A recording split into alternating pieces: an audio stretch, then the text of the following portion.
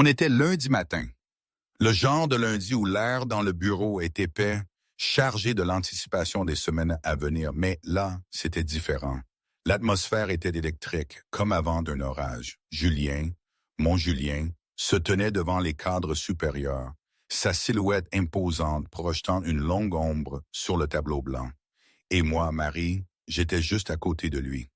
Pas derrière, pas à ma place habituelle d'assistante discrète, mais à ses côtés, son épaule frôlant la mienne, une présence si solide que mon cœur battait à tout rompre dans ma poitrine. Je voulais que tout le monde sache, avait-il commencé, sa voix grave remplissant la pièce sans effort. Marie et moi sommes en couple. C'est sérieux. Sérieux. Le mot résonnait. J'avais les paumes moites, les mains serrées l'une contre l'autre, essayant d'avoir l'air aussi impassible que possible. Mon Dieu, comment j'en étais arrivé là? Moi, l'incarnation de la prudence, la reine de l'invisibilité professionnelle, me tenait là, exposé, la cible de tous les regards curieux, ou pire, critiques. Le fantôme du bureau Marie était soudainement devenu la petite amie du patron, Julien Ducas. Ou plutôt Julien Dubois, comme on l'appelait maintenant. Ça faisait 2 mois qu'on vivait ensemble. 2 mois à me réveiller à ses côtés, à partager son café, à ranger mes livres sur ses étagères. Mais le bureau, c'était autre chose. Si on m'avait dit ça 6 mois plus tôt, j'aurais ri. Un rire gêné, mal à l'aise, parce que 6 mois plus tôt, j'étais encore Marie, son assistante modèle. La fille qu'on remarquait juste assez pour ses compétences, jamais pour elle-même. J'avais passé 11 mois à parfaire cet art, devenir une ombre efficace. Ça me convenait. Mon confort, ma zone de sécurité, c'était ma coquille. Ma mère appelait ça de l'anxiété sociale. Sophie, ma meilleure amie, parlait de tendance ermite. Moi, je savais juste que je n'avais pas l'énergie pour ces échanges sociaux qui vampirisent tant les autres. Et avec Julien, il fallait une coquille robuste. Parce que Julien, mon Dieu, il était le genre d'homme qui aspirait toute l'attention, même sans le vouloir. 41 ans, terriblement séduisant, avec cette aura qui faisait taire les salles de réunion et trembler les concurrents. Officiellement, il dirigeait Dubois Logistique, une entreprise de transport international basée à Paris. Officieusement, j'avais appris à ne pas poser trop de questions. Il y avait des livraisons qui n'apparaissaient pas sur les manifestes, des rendez-vous hors agenda, des appels qu'il prenait en italien et dont le ton me glaçait le sang. Mais avec moi, il avait toujours été irréprochable. Professionnel, respectueux, poli. Jamais un pas de travers. Jusqu'à cette nuit. La soirée avait commencé innocemment. Sophie, ma copine de fac, était en visite de Bordeaux. On était allé dîner dans un petit restaurant tranquille du Marais, mon choix, évidemment.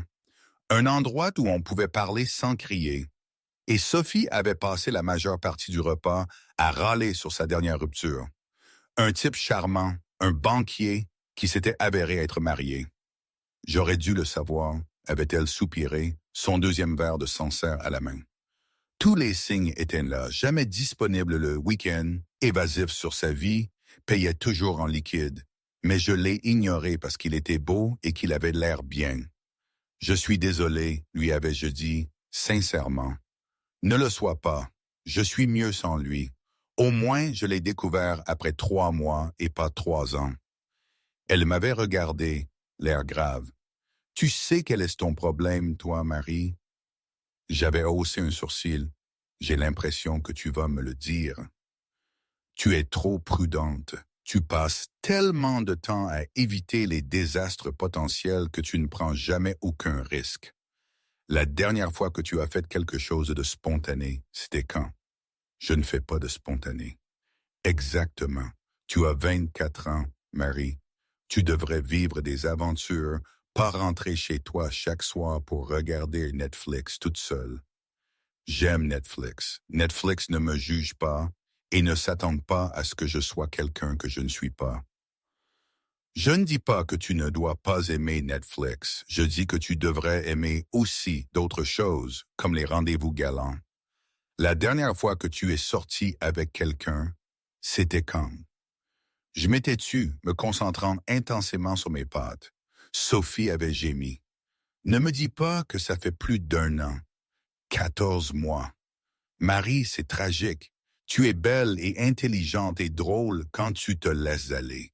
Et tu gâches tout ça en restant enfermé chez toi.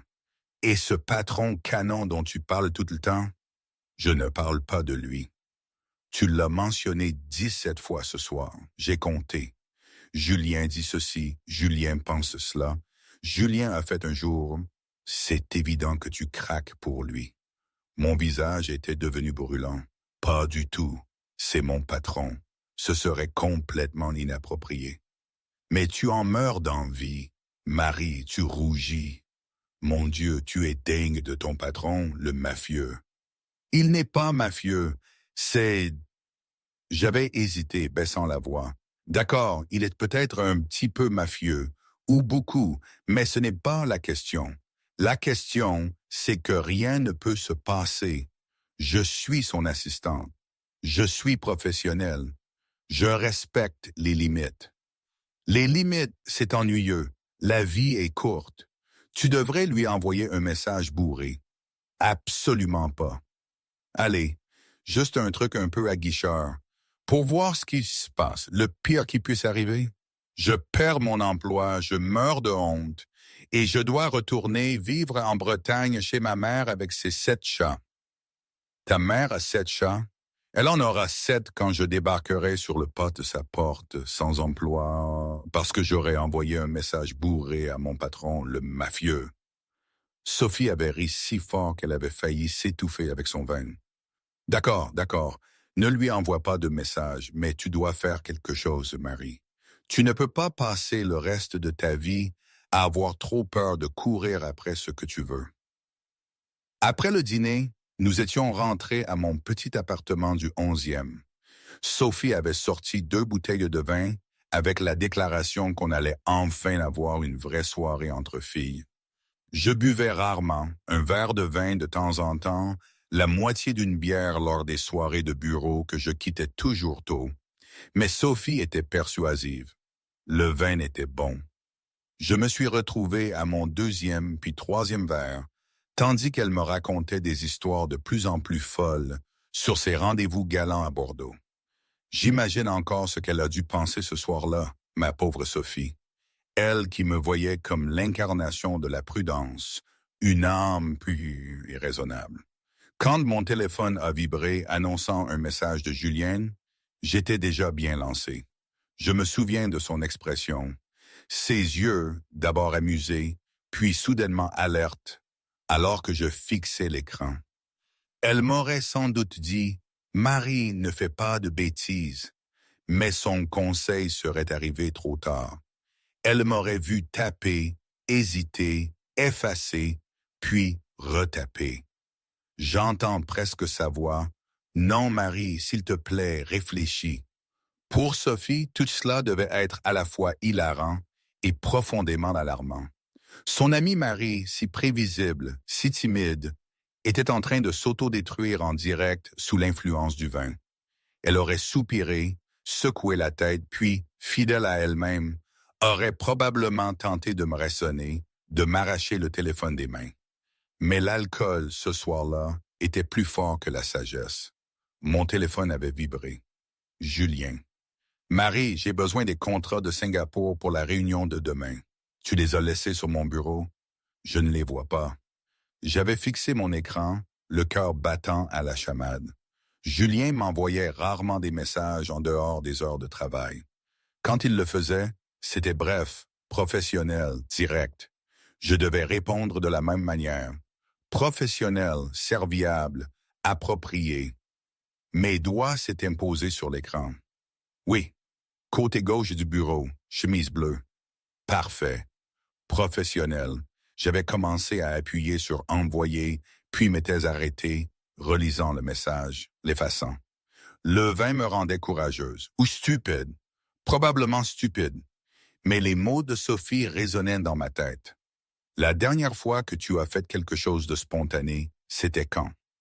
Mes doigts avaient bougé de nouveau, tapant avant que je ne puisse trop réfléchir. Viens me chercher.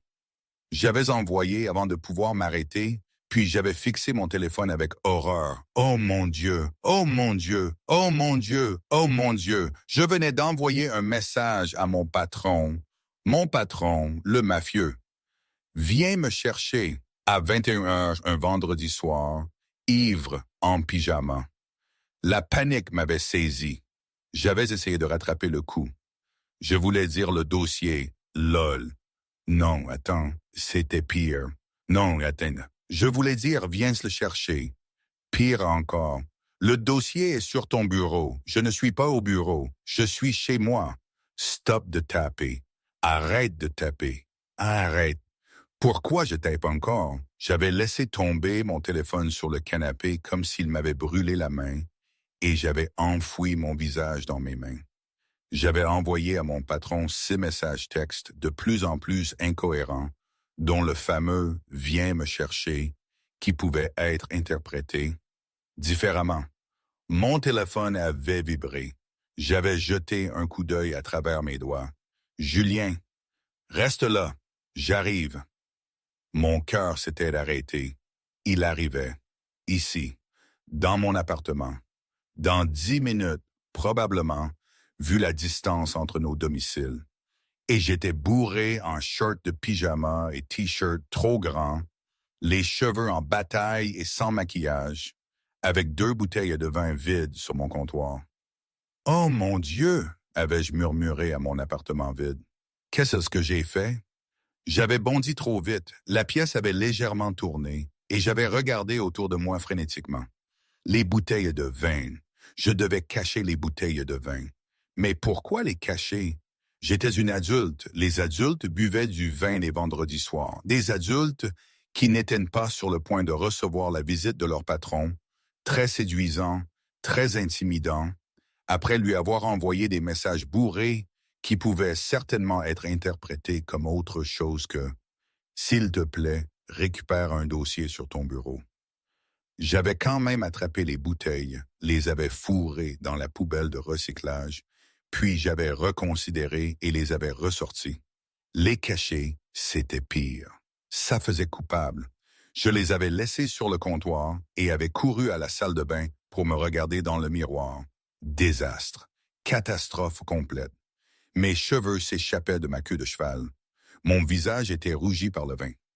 Je portais un short qui était définitivement trop court et un t-shirt qui glissait sur une épaule. J'avais essayé de me coiffer. Abandonné. Avais essayé de lisser le t-shirt. Il avait juste glissé de mon épaule à nouveau. Mon téléphone avait vibré. Julien, je suis en bas. Quel appartement? Oh mon Dieu, oh mon Dieu, oh mon Dieu. J'avais répondu par texto. 3B. Puis j'avais immédiatement regretté d'avoir ajouté le B. Ça faisait aguicheur. Et puis, la porte. Un coup, ferme, décisif. Un coup frappé à ma porte. Je m'étais figé. Il était là. Julien Dubois était à ma porte parce que je lui avais envoyé un message bourré. Viens me chercher. Et il était réellement venu. J'aurais pu faire semblant de ne pas être là. Ignorer. Prétendre que je m'étais endormi et que je n'avais pas entendu. Le coup était revenu. Marie, je sais que tu es là. Ouvre la porte. Sa voix, à travers la porte, m'avait fait frissonner. C'était différent de sa voix au bureau. Moins professionnel, plus quelque chose. Je m'étais dirigé vers la porte sur des jambes incertaines et l'avais ouverte. Julien se tenait dans mon couloir et mon cerveau avait court-circuité. Je ne l'avais jamais vu qu'en costume. Des costumes parfaits, coûteux, qui le rendaient intouchable et intimidant. Mais là, il portait un jean foncé, bien ajusté, et un t-shirt Henley noir qui ne faisait absolument rien pour cacher le fait qu'il était bâti comme quelqu'un qui faisait bien plus que s'asseoir derrière un bureau. Il avait clairement quitté sa maison en hâte. Pas de veste, les cheveux légèrement en bataille comme s'il y avait passé les mains, et il me regardait avec une expression que je n'avais jamais vue auparavant. Pas professionnel, pas poli, quelque chose d'ardent et d'intense qui me rendait très consciente de mon short de pyjama et de mes jambes nues. « Salut » avais-je dit, parce que, apparemment, C'est ce que mon cerveau imbibé de vin avait pu articuler. La bouche de Julien s'était légèrement incurvée, pas tout à fait un sourire, mais presque. « Salut, tu es venu. Tu m'as envoyé un message pour que je vienne te chercher, alors me voilà. » Il s'était appuyé contre le cadre de la porte, ses yeux me scannant d'une manière qui avait fait rougir ma peau. Joli pyjama. J'avais regardé mes vêtements, puis lui, mon visage en feu. Je n'attendais pas de visite. Non. À quoi t'attendais-tu quand tu m'as envoyé 6 messages me demandant de venir te chercher? J'essayais de te parler du dossier.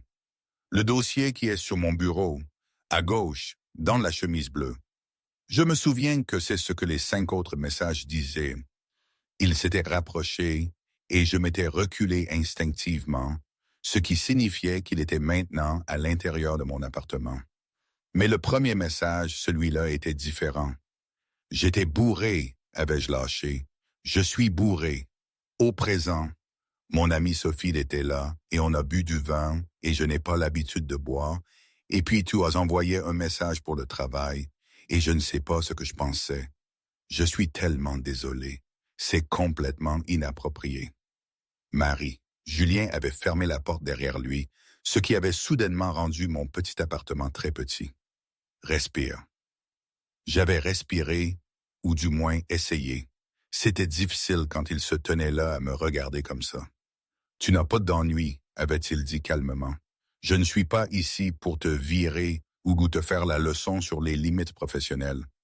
Alors pourquoi es-tu là? Parce que tu m'as demandé de venir te chercher. » Il s'était rapproché et mon dos avait heurté le comptoir de ma cuisine. Et je voulais savoir pourquoi. Je t'ai dit que j'étais bourré. Tu étais bourré et tu m'as envoyé un message, spécifiquement à moi, pas à ton amie Sophie, pas à un taxi, à personne d'autre, à moi. Sa main s'était levée, glissant une mèche de cheveux derrière mon oreille. Pourquoi, Marie? Le contact avait fait disjoncter mon cerveau. Je ne sais pas. Je pense que si, Marie. Tu es mon assistante depuis 11 mois. Parfaite, professionnelle, toujours appropriée. Tu ne dépasses jamais les limites, tu ne fais jamais d'erreur. Tu ne me laisses jamais voir autre chose que de la compétence et de l'efficacité. Sa voix avait baissé. Mais ce soir, bourré sur ton canapé en pyjama, tu m'as envoyé un message pour que je vienne te chercher et j'ai traversé Paris en 10 minutes parce que je voulais voir ce qui se passe quand Marie Lambert cesse d'être professionnelle. Mon cœur tambourinait. Rien ne se passe. Je suis toujours comme ça, ennuyeuse et tranquille. Et tu n'es pas ennuyeuse. Tu es prudente. Il y a une différence. Son pouce avait tracé le long de ma mâchoire. Mais là, tu n'es pas prudente. Là, tu me regardes comme si tu voulais quelque chose. Je ne mens pas, Marie. Tu es terrible à ça.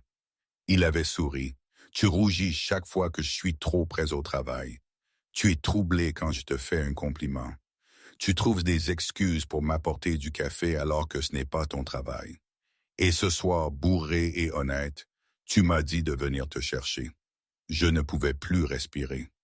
Tu as remarqué tout ça? Je remarque tout de toi, avait-il dit simplement, comme si c'était une évidence. La question est, qu'est-ce que tu veux que je fasse à ce sujet? Je ne sais pas ce que tu veux dire. Bien sûr que si.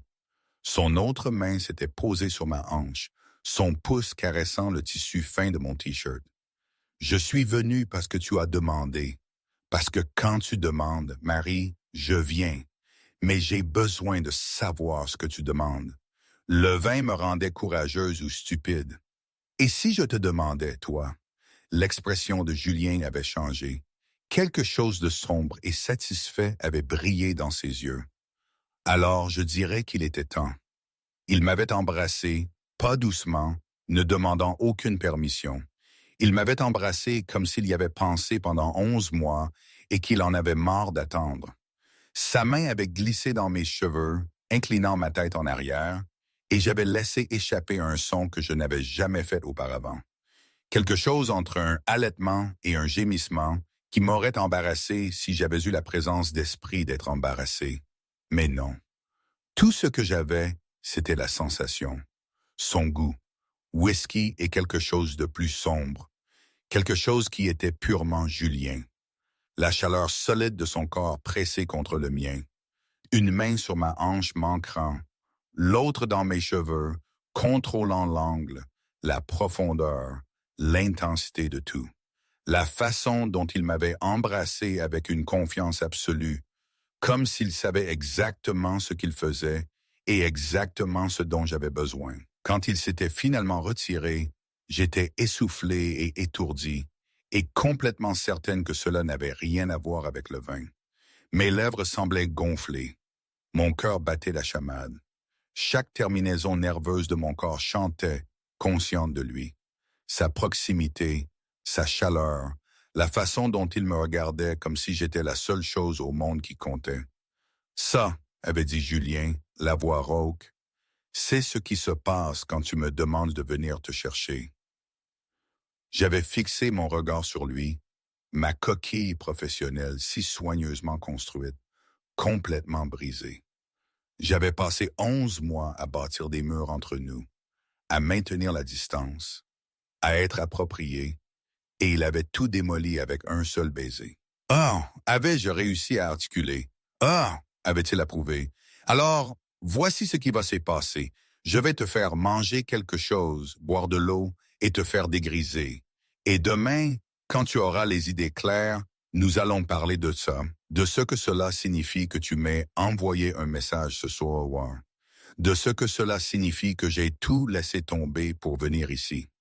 Qu'est-ce que ça signifie?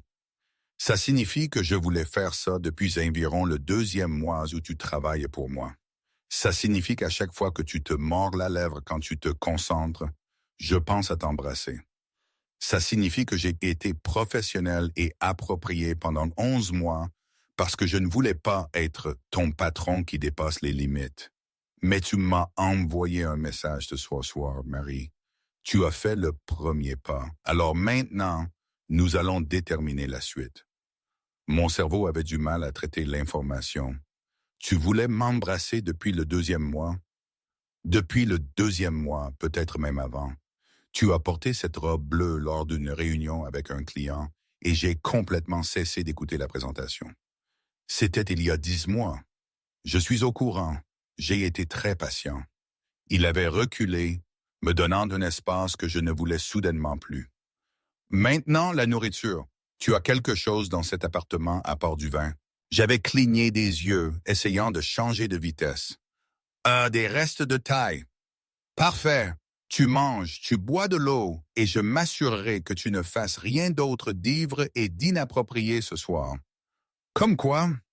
Comme m'envoyer un autre message pour me demander de revenir au lit avec toi.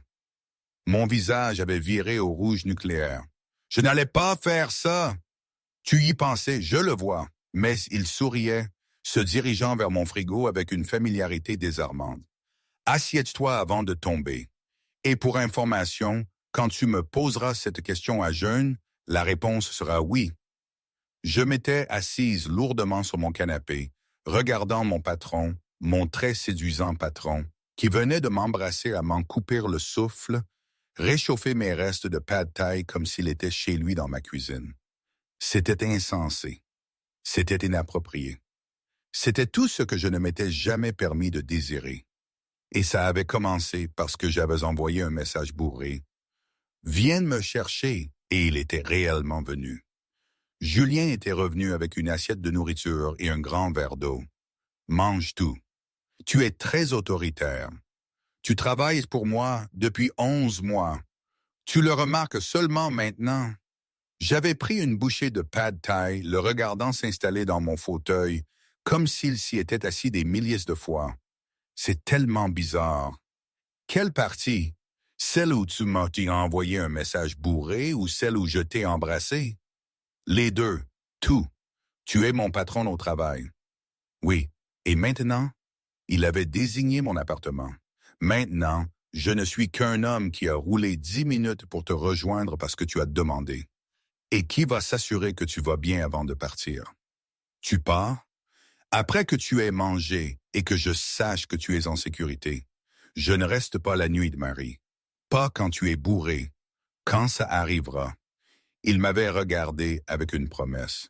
Tu seras complètement sobre et absolument sûr. Quand? Pas si, quand, parce que tu m'as envoyé un message ce soir, parce que tu me regardes avec ces grands yeux depuis des mois, parce que j'attendais que tu me donnes un signe que tu voulais ça, et ivre ou non, ce soir tu l'as fait. Il s'était penché en avant. Alors, mange ta nourriture, bois ton eau, et demain, nous parlerons de la façon dont nous allons gérer ça au travail. Parce que je ne vais pas recommencer à faire semblant de ne pas te vouloir, Marie. Ce bateau a pris le large au moment où j'ai franchi ta porte. J'avais mangé mon pad thai en silence, mon esprit en ébullition. Julien Ducas m'avait embrassé. Il avait voulu m'embrasser pendant 10 mois. Il était assis dans mon salon, me disant que demain, il se trouverait la suite.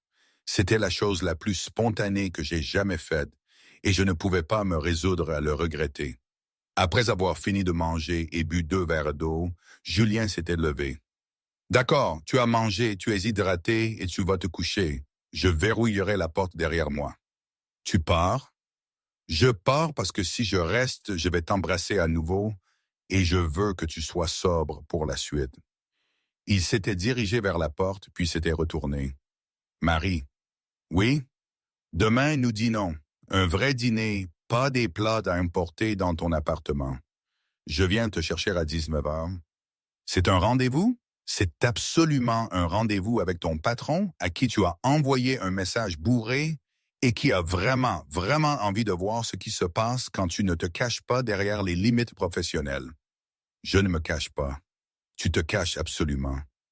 Mais ce soir, j'ai vu la vraie Marie, celle qui envoie des messages bourrés et rougit quand je la regarde, et qui me veut même si elle a peur de l'admettre. Il avait souri. C'est de la Marie que je veux emmener dîner. Tu penses pouvoir gérer ça? J'avais hoché la tête, ne faisant pas confiance à ma voix. Bien, maintenant, va te coucher. Et Marie, il s'était arrêté à la porte. Pour information, je suis vraiment content que tu m'aies envoyé ce message ce soir. Puis il était parti.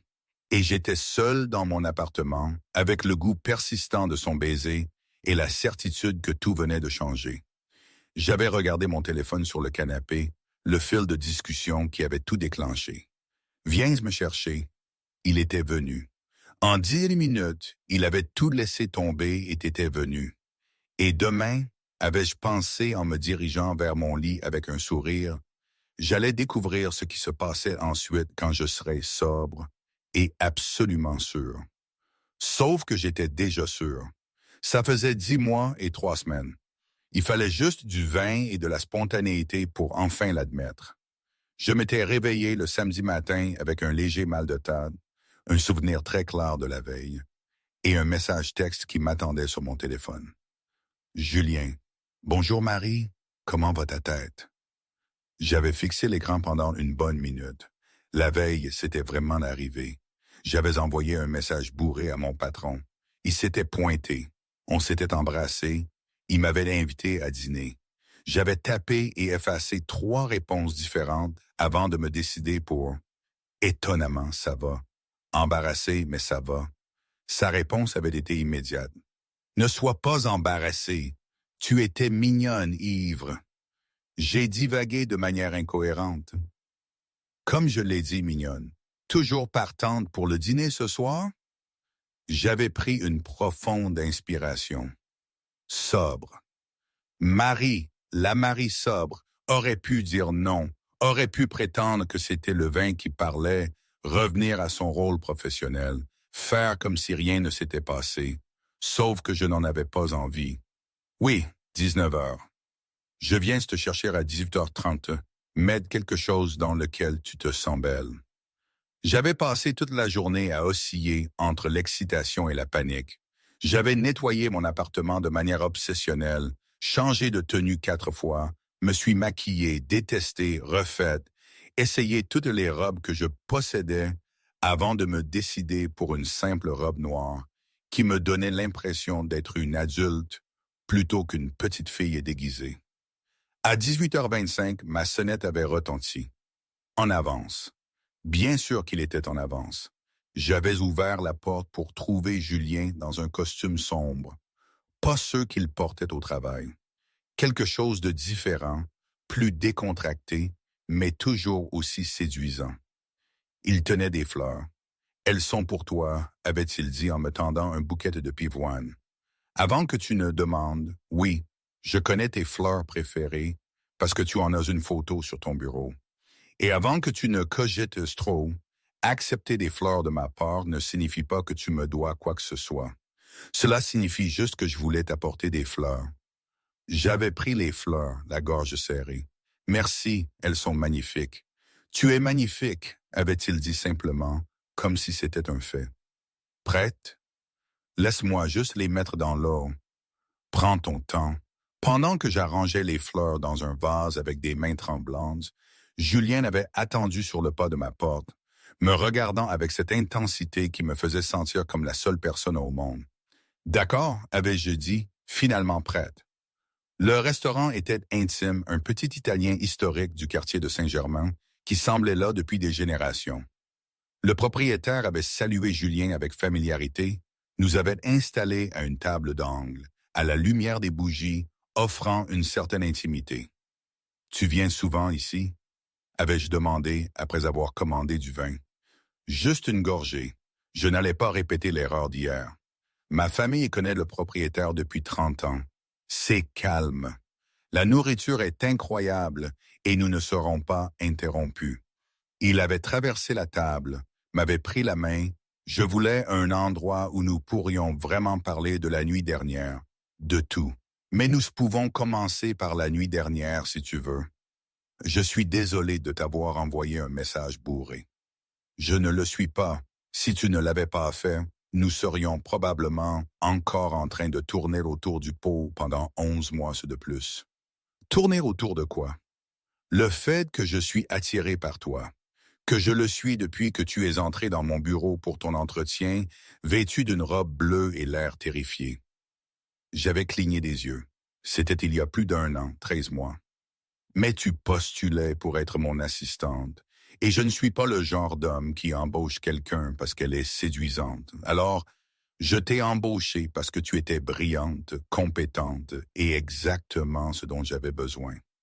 L'attraction n'était qu'une chose que j'ai gérée en étant complètement professionnel et en ne franchissant jamais aucune limite. Exactement. Il m'avait serré la main. Marie, j'ai besoin que tu comprennes quelque chose. J'ai une réputation. Les gens savent ce que je fais, ce qu'est mon entreprise. Je ne suis pas un choix sûr pour quelqu'un comme toi. Quelqu'un comme moi, quelqu'un de bien.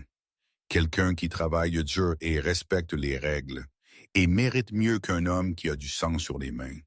J'étais restée silencieuse un instant. Tu essaies de me faire fuir? J'essaye d'être honnête. Si nous faisons ça, si nous franchissons cette ligne, tu dois savoir dans quoi tu t'engages. J'ai travaillé pour toi pendant 11 mois. Je sais qui tu es, Julien. Je connais les appels téléphoniques que tu prends en italien, les réunions qui ne sont pas sur ton calendrier, la façon dont les gens te regardent avec un mélange de respect et de peur. Je ne suis pas naïve. Mais tu n'y es pas impliquée. En tant qu'assistante, tu es séparée des parties dangereuses. En tant que il s'était arrêté. Plus que mon assistante. Ça change. En tant que t'as quoi? Avais-je demandé doucement. Le pouce de Julien avait tracé des cercles sur ma paume. En tant que ma petite amie, en tant que quelqu'un avec qui je sors, en tant que quelqu'un qui compte pour moi, toutes ces choses font de toi une cible, Marie. Cela te met en danger juste par association. Et si je suis prêt à accepter ce risque, l'es-tu vraiment? Parce qu'hier soir, tu étais ivre et courageuse. Ce soir, tu es sobre. J'ai besoin de savoir que tu comprends ce à quoi tu dis oui. J'y avais réfléchi, vraiment réfléchi. Pas seulement la romance et l'attraction, mais la réalité de qui était Julien Dubois, à quoi ressemblait son monde, ce que faire partie de ce monde signifierait. Je ne dis pas oui à l'imprudence, avais-je dit finalement. Je dis oui à sortir avec toi, à voir où ça mène, à ne plus cacher ce que je ressens. J'avais croisé son regard. J'ai été terrifié pendant 11 mois, terrifié par mes sentiments, par l'idée de faire quelque chose de mal, de désirer quelque chose que je ne pouvais pas avoir. Hier soir, le vin m'a rendu assez courageuse pour demander ce que je voulais, mais je n'ai pas besoin de vin pour savoir que je le veux toujours, sobre. L'expression de Julien avait changé, du soulagement et quelque chose de plus profond. Tu es sûr? Je suis sûr que je veux essayer. Je suis sûr que j'en ai marre d'être toujours prudente et précautionneuse. Je suis sûr. J'avais pris une inspiration. Je suis sûr que je suis un peu amoureuse de toi depuis le 3e mois, et j'aimerais voir ce qui se passe si j'arrête de faire semblant du contraire. Le 3e mois, tu m'as apporté du café quand j'étais stressé par les rapports trimestriels. Tu t'es souvenu que j'aimais le caramel macchiato. C'était une petite chose, mais ça a compté. Je me souviens, tu m'as souri comme si je t'avais donné des diamants au lieu de café.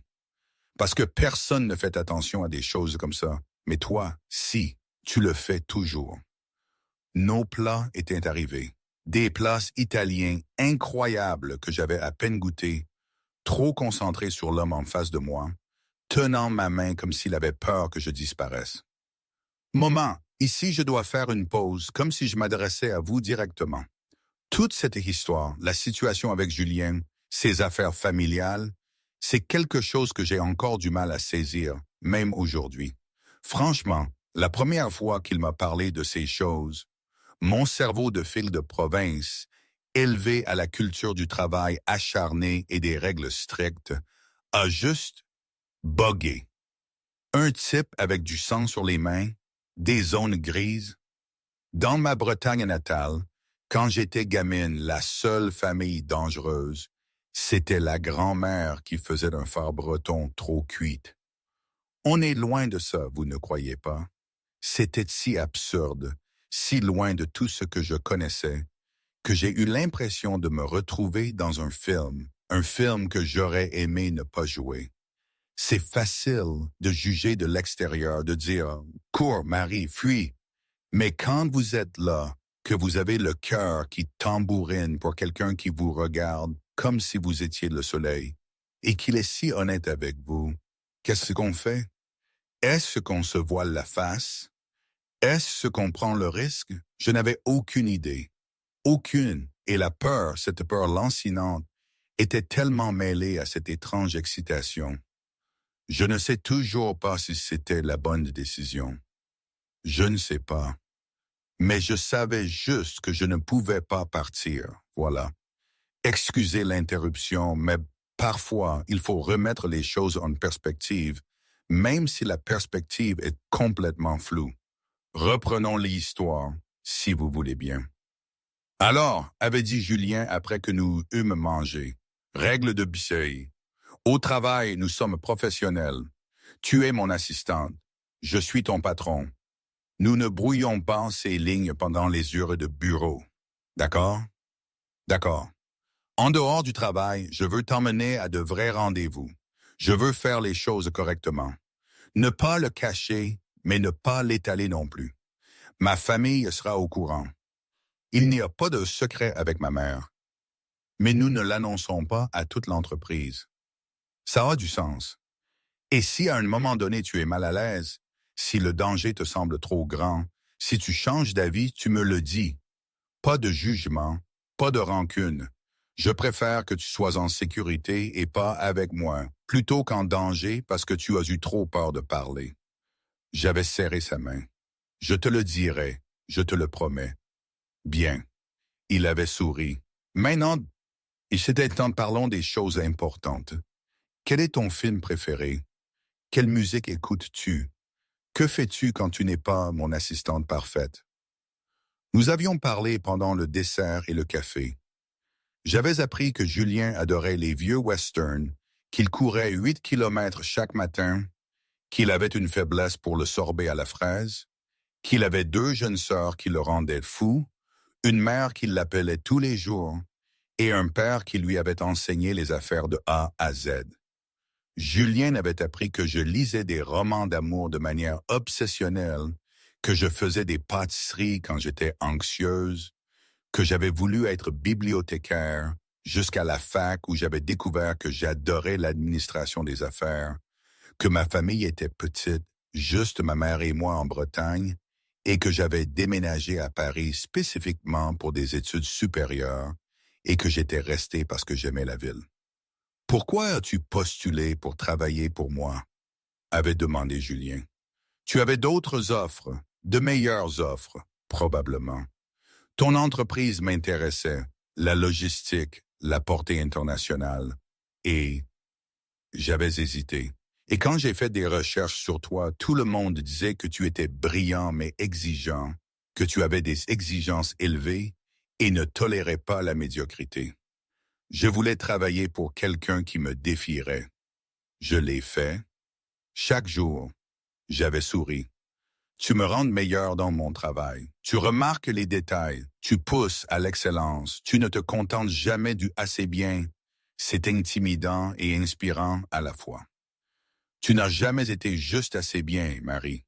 Dès le premier jour, tu as été exceptionnel. Ils avaient quitté le restaurant vers 22 heures.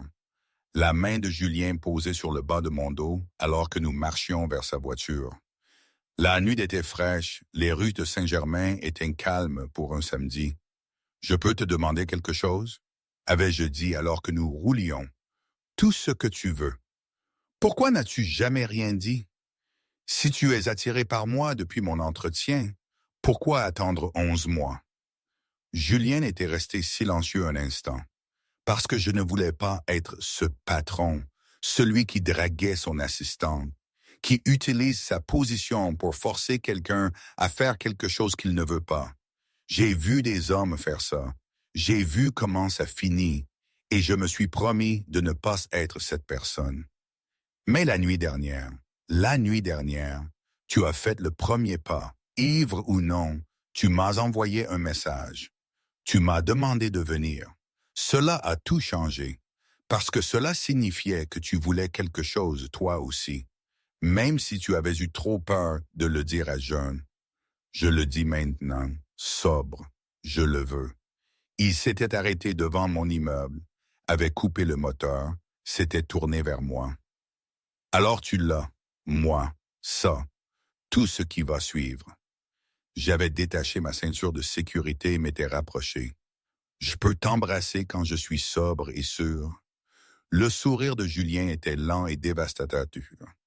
Tu peux faire tout ce que tu veux avec moi. Je l'avais embrassé, différemment de la nuit dernière. Moins désespéré, plus intentionnel.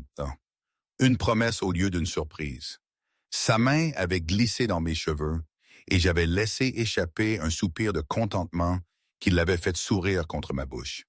Quand nous nous étions séparés, tous deux essoufflés, Julien avait posé son front contre le mien. Je devrais te raccompagner. Tu n'as pas à le faire. Je veux m'assurer que tu rentres en toute sécurité. Très gentleman de ta part. Je suis beaucoup de choses, Marie. Gentleman n'en fait généralement pas partie, mais pour toi, j'essaie. Il m'avait raccompagné jusqu'à ma porte, les mains dans les poches comme s'il se retenait. J'avais déverrouillé mon appartement, m'étais tourné vers lui. Merci pour ce soir, pour les fleurs, le dîner, la conversation, tout ça. Merci d'avoir dit oui, d'avoir été courageuse. Il m'avait embrassé sur le front. Dors bien, je te vois lundi. Lundi, avais-je répété. Retour au travail, retour aux professionnels, nerveuse. Un peu? Un peu, comment on fait?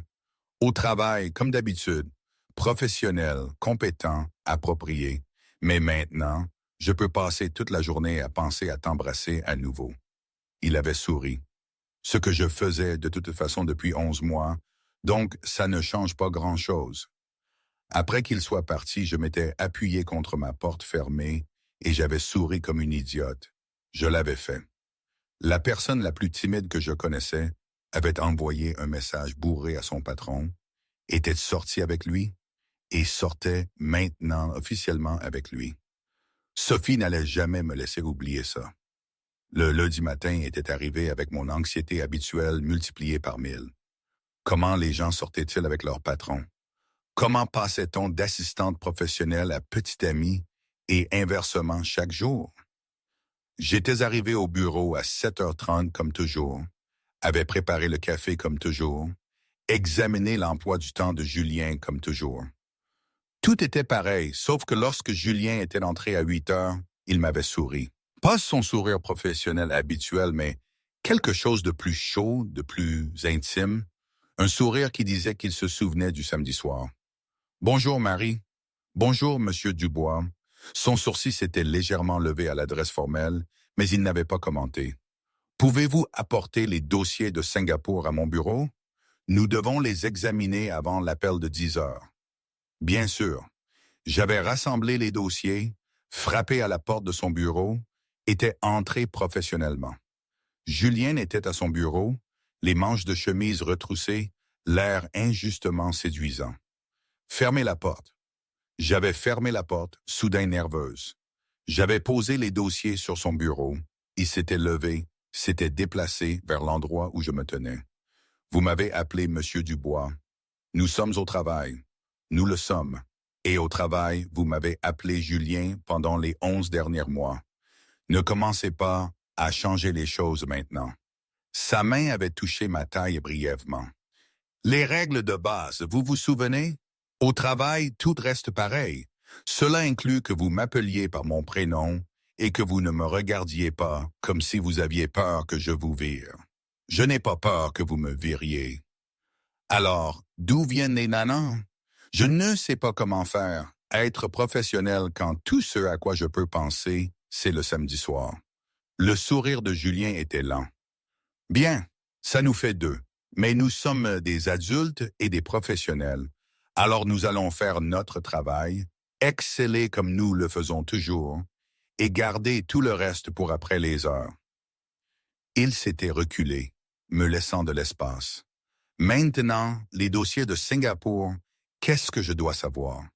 Ils avaient travaillé pendant 2 heures, et c'était exactement comme toujours. J'avais briefé sur les contrats. Julien avait posé des questions pointues. Nous avions élaboré des stratégies ensemble. La seule différence était le moment occasionnel où nos mains se frôlaient, où nos regards se croisaient, et je voyais de la chaleur derrière son expression professionnelle. C'était à la fois torturant et exaltant. À 10h, Julien avait eu son appel pour Singapour. À midi, il avait déjeuné avec un client. À 14h, il avait eu des réunions qui avaient traîné en longueur. J'avais géré les appels, les emails, les plannings, tout ce que je faisais depuis 11 mois. Et si je me surprenais à fixer ses pins, ou à me souvenir de la sensation de sa bouche sur la mienne, ou à penser au samedi soir au lieu des rapports trimestriels, eh bien, je n'étais qu'humaine. À 17h30, la plupart des employés avaient quitté le bureau. Je terminais un classement quand Julien était apparu dans l'encadrement de ma porte. Toujours là? Je finis juste. Laisse-le, tu es là depuis 7h30, c'est suffisant. J'avais enregistré mon travail, éteint mon ordinateur. Autre chose dont vous avez besoin avant que je parte? Oui, il s'était rapproché, sa voix s'abaissant. J'ai besoin de t'embrasser avant de devenir fou à te regarder être professionnel toute la journée. Mon souffle s'était coupé. Nous sommes au bureau. Tout le monde est parti et j'ai été bon toute la journée. Très professionnel, très approprié. Mais là, j'ai vraiment besoin d'embrasser ma petite amie. Le mot « petite amie » avait fait battre mon cœur à toute vitesse. D'accord. Il m'avait embrassé là dans mon bureau, me poussant contre mon bureau, ses mains dans mes cheveux. Quand il s'était retiré, nous étions tous les deux essoufflés. Beaucoup mieux, avait dit Julien. Ça montait toute la journée. Nous devons travailler demain aussi. Je sais que ce sera de la torture, mais ça en vaudra la peine. Il m'avait aidé à rassembler mes affaires. Dîner demain soir. Je devrais probablement rentrer chez moi faire ma lessive. La lessive peut attendre, je ne peux pas. Il avait souri à mon expression. Sauf si tu ne veux pas.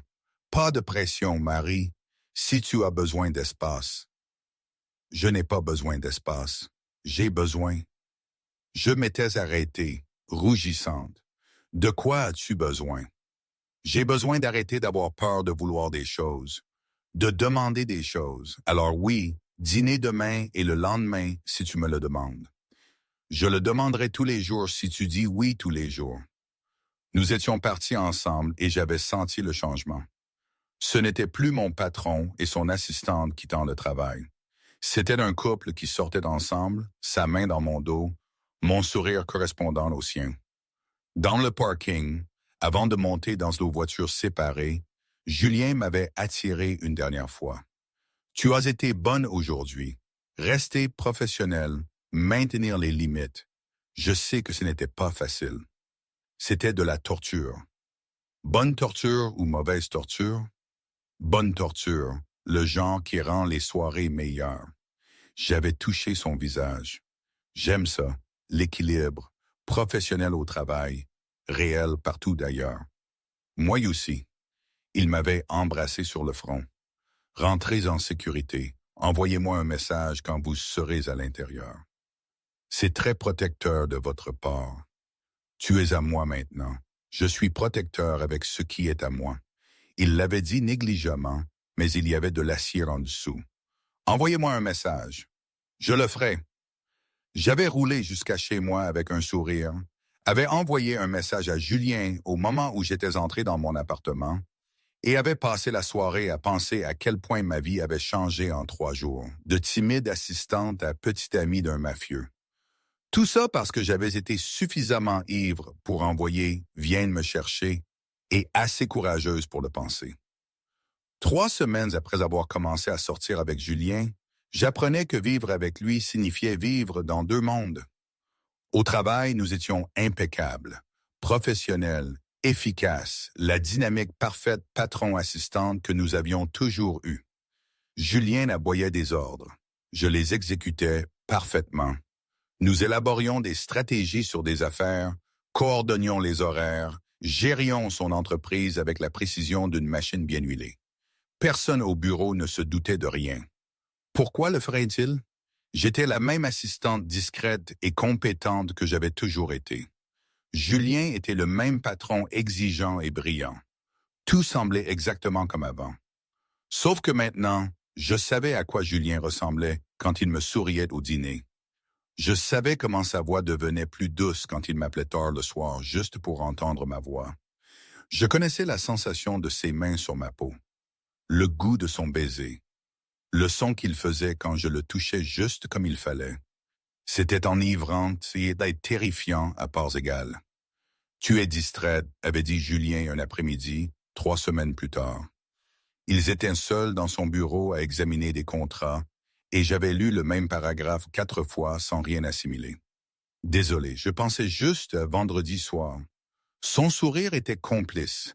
Ils avaient dîné dans un restaurant du 16e, loin de ces quartiers habituels où les gens le connaissaient, et avaient parlé pendant des heures de tout et de rien, de nos enfances et de nos rêves, et de l'avenir qu'aucun de nous n'était encore prêt à nommer.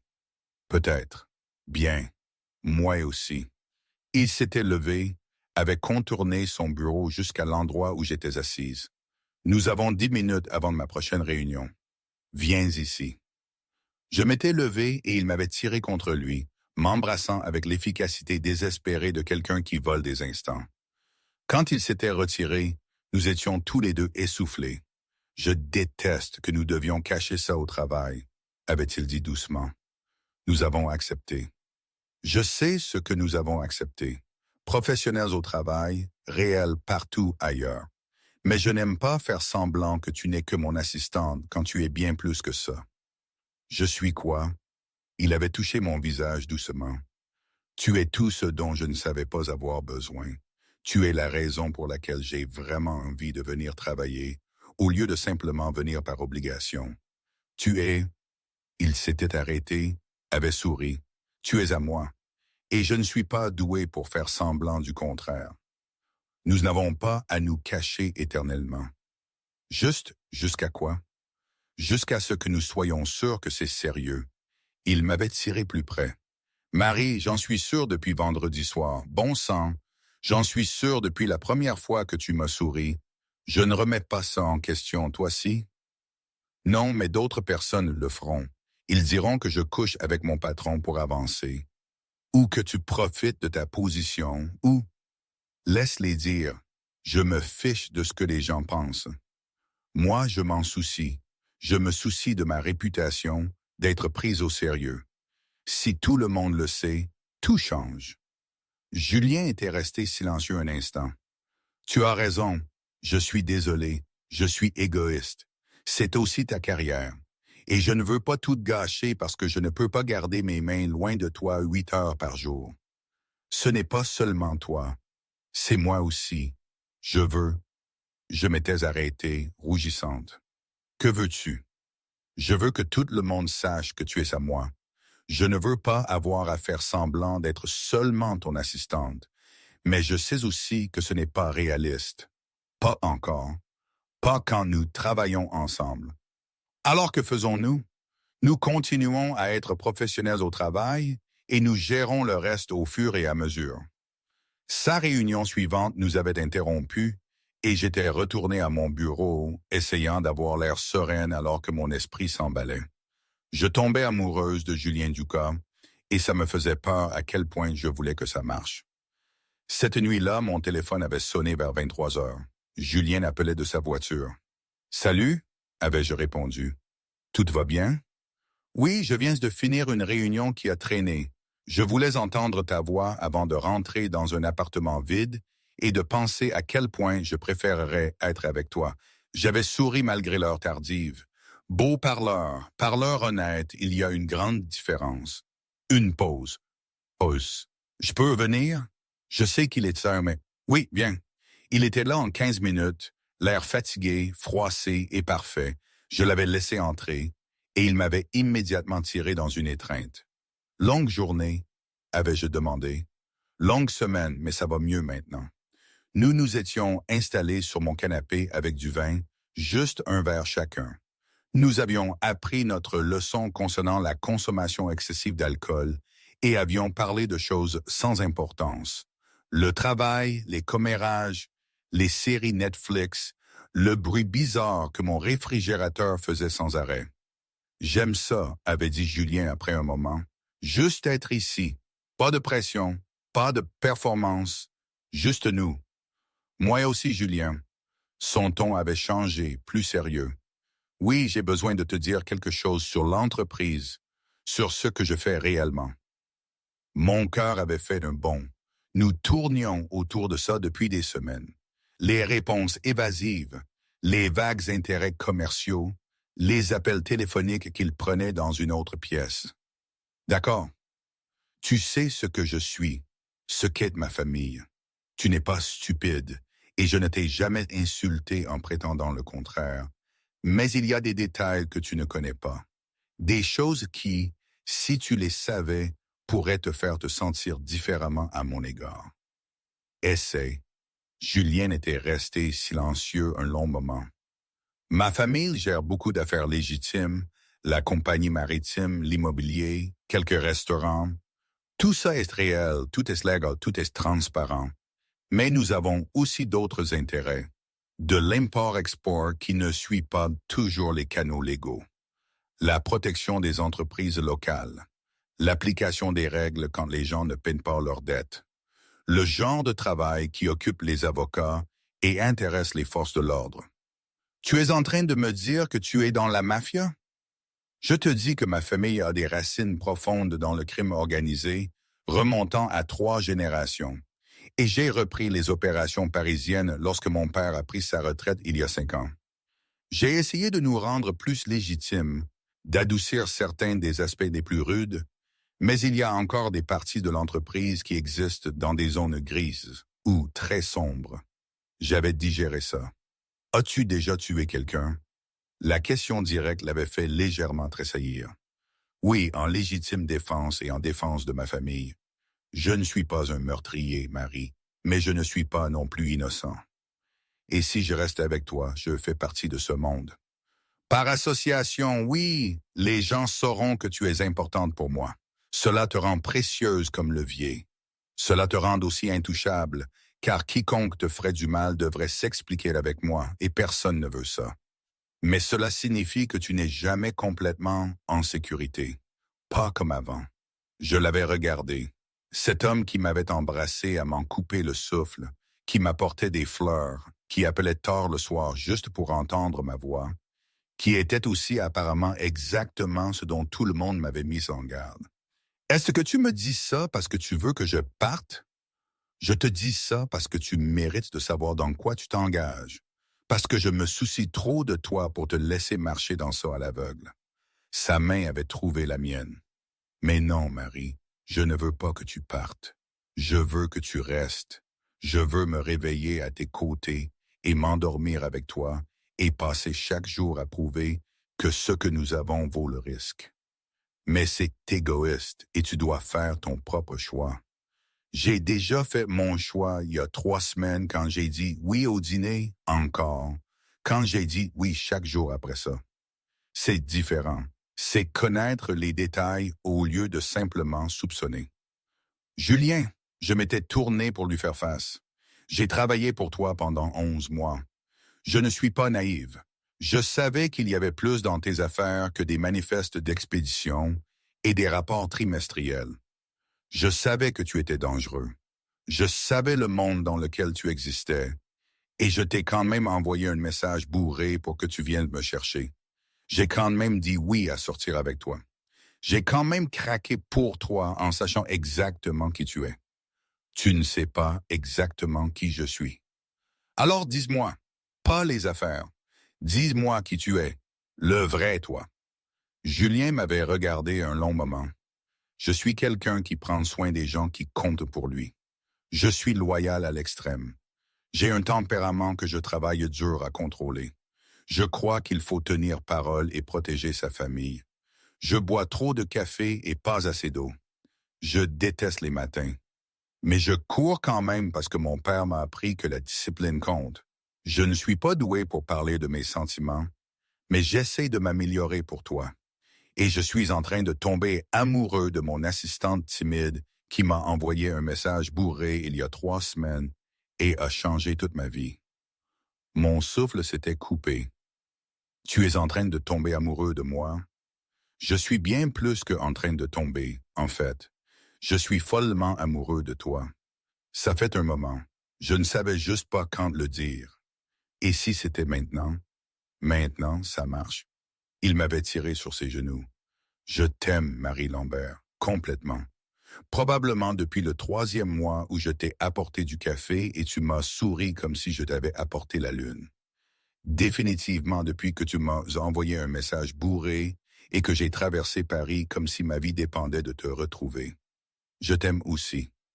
Je l'avais dit doucement mais avec certitude. J'en avais peur, terrifié de vouloir quelque chose à ce point.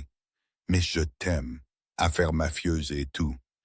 Il m'avait embrassé alors, profondément et sûrement et parfaitement. Et quand il s'était retiré, son sourire était du genre que je voulais passer ma vie à mériter. Reste cette nuit, avait-il dit. Pas de pression pour quoi que ce soit, juste s'endormir l'un à côté de l'autre et se réveiller ensemble. D'accord.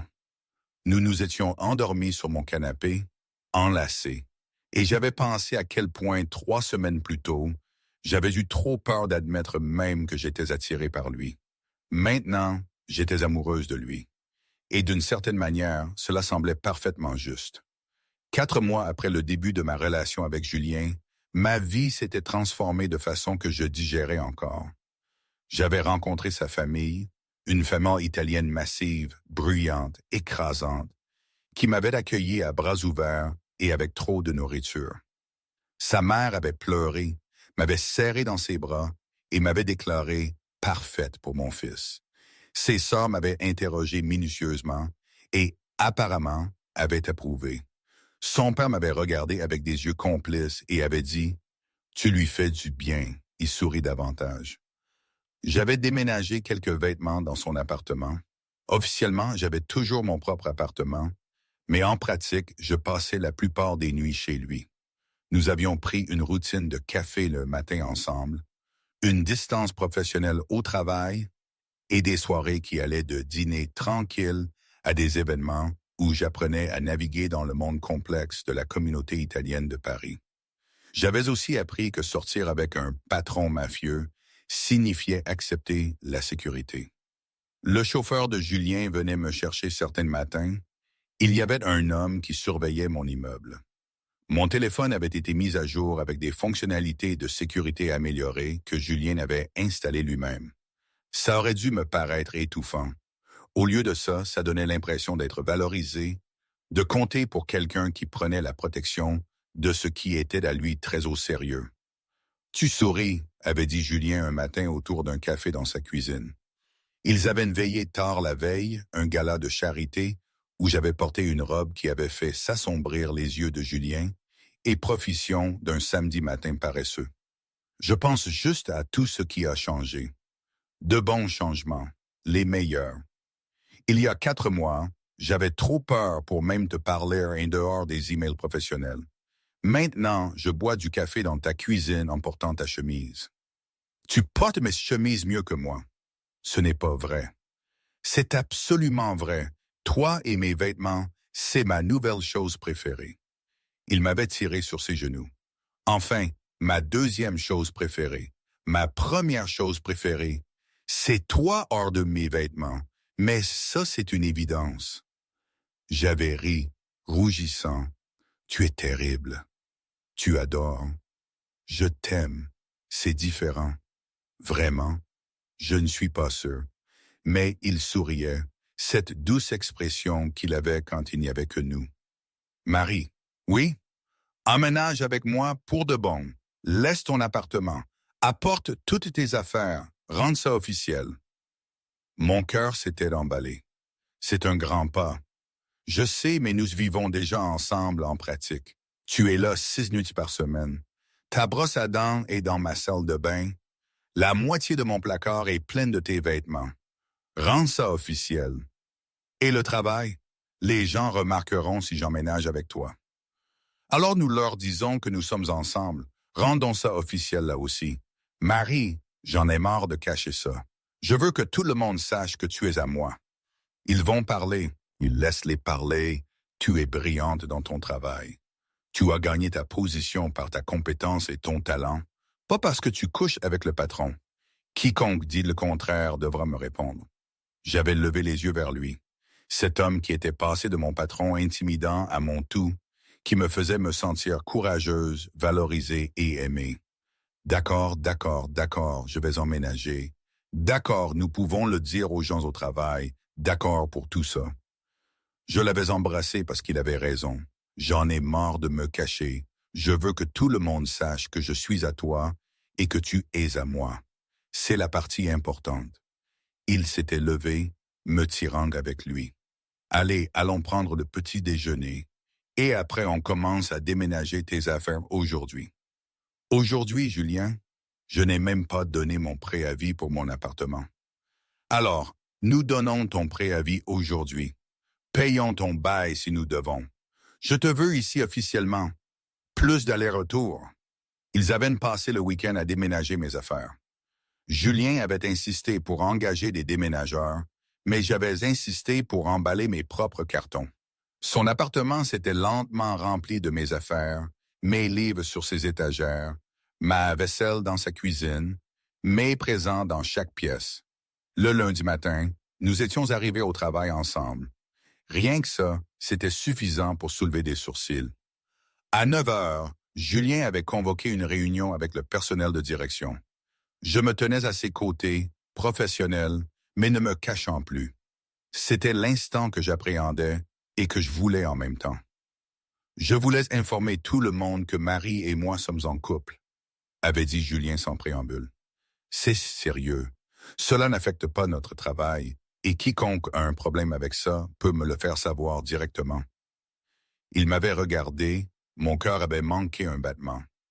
Marie a gagné sa position par son excellence et elle continue d'exceller chaque jour. Cela ne change pas. Ce qui change, c'est que je ne fais plus semblant qu'elle n'est que mon assistante. Des questions? Silence, Puis son directeur des opérations, un homme nommé Pierre qui travaillait avec Julien depuis 15 ans, avait souri. Il était temps. On avait fait un pari sur le moment où tu te déciderais enfin. J'avais ma octobre, alors j'ai gagné. La tension s'était brisée. Les gens avaient ri. Quelques-uns avaient offert leurs félicitations. Et juste comme ça, c'était fait. Je ne me cachais plus. J'étais officiellement la petite amie de Julien Dubois et vivais officiellement avec lui, et officiellement complètement heureuse et amoureuse. Cette nuit-là, dans notre appartement partagé, Julien m'avait attiré contre lui. Comment te sens-tu par rapport à aujourd'hui, au fait que tout le monde soit au courant? Terrifiée, soulagée, heureuse. J'avais levé les yeux vers lui, prête pour tout ce qui va suivre. Bien, parce que ce qui va suivre, c'est ça. Il avait sorti une petite boîte. Mon cœur s'était arrêté. Julien, détends-toi, ce n'est pas une bague. Pas encore. Il avait ouvert la boîte pour révéler une clé sur une délicate chaîne. C'est une clé pour tout. Mon appartement, mon bureau, ma voiture. Tout ce que j'ai est à toi. Et quand je serai prête à te donner une bague, ce qui sera bientôt, juste pour que tu le saches, tu auras déjà accès à tout ça de toute façon. J'avais pris le collier avec des mains tremblantes. C'est très symbolique. C'est très honnête. Je t'aime. Je veux que tu aies accès à tout. Pas de porte verrouillée, pas de secret. Juste nous. Je t'aime aussi, tellement. Je l'avais laissé attacher le collier autour de mon cou. Et pour information, je dirai oui quand tu seras prête à demander.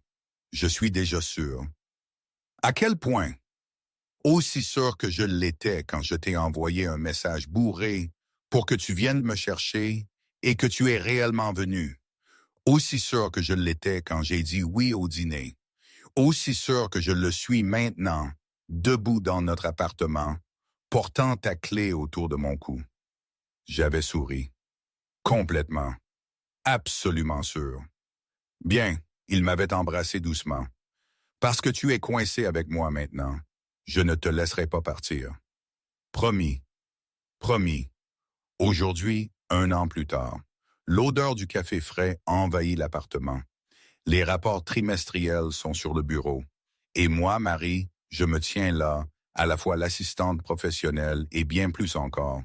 Je me suis permis de vouloir, de demander, de recevoir, et Julien est là. On apprend, on s'adapte. On se dispute encore sur des détails, comme la couleur des murs du salon ou le prénom du bébé. Ah oui, le bébé. C'est vrai, je suis enceinte. Mon Dieu, ma vie. Qui aurait cru? Ce n'est pas une fin parfaite de conte de fées. Personne ne m'a promis ça. C'est notre histoire avec ses ombres et ses lumières. Est-ce que j'ai fait le bon choix? Est-ce qu'on sera toujours à la hauteur? Je n'en sais rien, vraiment. La vie, c'est une succession de paris, n'est-ce pas? Mais quand Julienne me regarde et que je me souviens de ce message insensé, vienne me chercher, je sais qu'on a au moins eu le courage d'essayer. Et ça, c'est déjà énorme. La clé autour de mon cou, la bague à mon doigt, et cette petite vie qui grandit en moi, ce n'est pas une fin, c'est juste le début, chaotique et merveilleux.